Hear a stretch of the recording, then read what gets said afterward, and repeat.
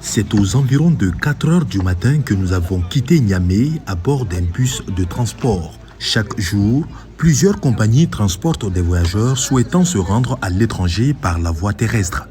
Après des heures de route, nous arrivons enfin à Gaya, situé à environ 286 km de Niamey. Depuis le coup d'État du 26 juillet, cette localité est devenue célèbre en raison de son emplacement. C'est la dernière ville avant d'entrer au Bénin, où des militaires nigériens sont positionnés pour empêcher toute intervention de la CEDEAO. Compte tenu de la situation, nous avons décidé de filmer en caméra cachée. Pour traverser la ville, nous avons pris des mototaxis pour nous rendre à l'embarcadère. En chemin, le motocycliste nous raconte comment il arrive à tirer profit de cette situation de crise. Avant, les passagers avaient peur de monter sur les motos, mais de nos jours, cela a changé car ils n'ont pas le choix. Par jour, on gagne pas mal, ce qui nous permet de subvenir aux besoins de nos familles. Nous ne rencontrons réellement pas de difficultés. Dès que les passagers descendent des bus, automatiquement ils empruntent nos motos pour aller au fleuve. Comme vous pouvez le voir, plusieurs dizaines de camions font la queue ici. Les chauffeurs récupèrent la marchandise pour trouver d'autres solutions afin de les acheminer à destination.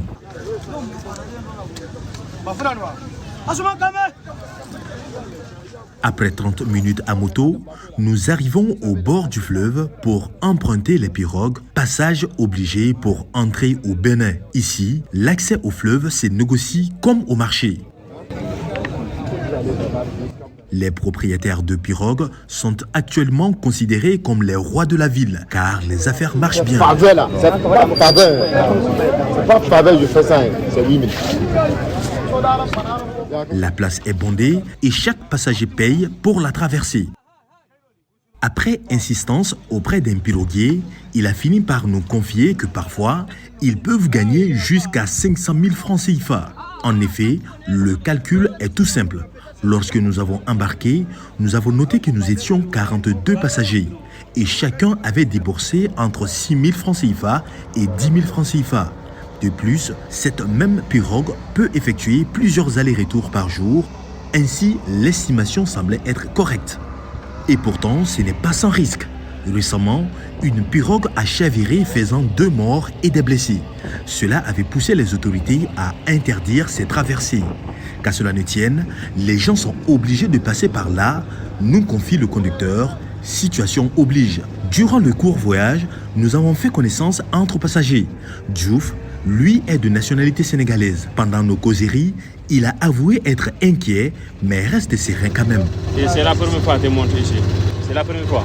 C'est pas aujourd'hui, jusqu'à mon naissance. J'aime trop promener. Même moi aussi. Voyager. Même je ne connais pas c'est quel endroit. Chaleur, soleil, inquiétude. Durant ces quelques dizaines de minutes de traversée, les passagers confient leur vie à Dieu et au conducteur de la pirogue.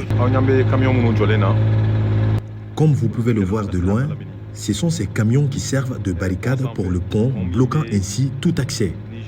Sur ma gauche, c'est le territoire nigérien et sur ma droite, c'est le territoire béninois.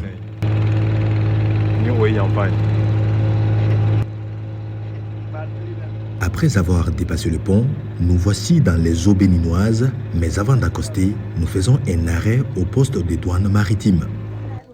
Donc on ne traverse pas le fleuve sans passer par eux. Mais ils travaillaient dans le fleuve là avant que nous on commence à travailler. 5 000 francs, chaque personne. C'est eux qui vont descendre pour aller négocier. Voilà, il est déjà là-bas. Après 1 heure de traversée sur le fleuve, nous entrons enfin au Bénin. Comme à Gaya, nous avons de nouveau emprunté des mototaxis pour rejoindre la gare routière où un bus nous attend. En effet, les bus ne peuvent pas aller jusqu'à Cotonou. Alors, ils déposent leurs passagers à Gaya et chacun se débrouille pour atteindre Malanville, ville frontalière du Bénin. Une fois sur place, les passagers prennent un autre bus pour poursuivre leur voyage vers Cotonou, le Mali, le Burkina Faso, le Togo, la Côte d'Ivoire ou le Sénégal. Une fois dans le bus, nous avons aperçu plusieurs dizaines de gros camions remplis de marchandises stationnés. À la fin de notre voyage, nous avons constaté que la plupart des personnes que nous avons pu aborder ou dont nous avons entendu les conversations n'avaient qu'un souhait, que les États entament un dialogue pour trouver une solution et atténuer la souffrance des populations nigériennes et étrangères vivant dans le pays. Alpha K pour VOA Afrique, Niamey, Niger.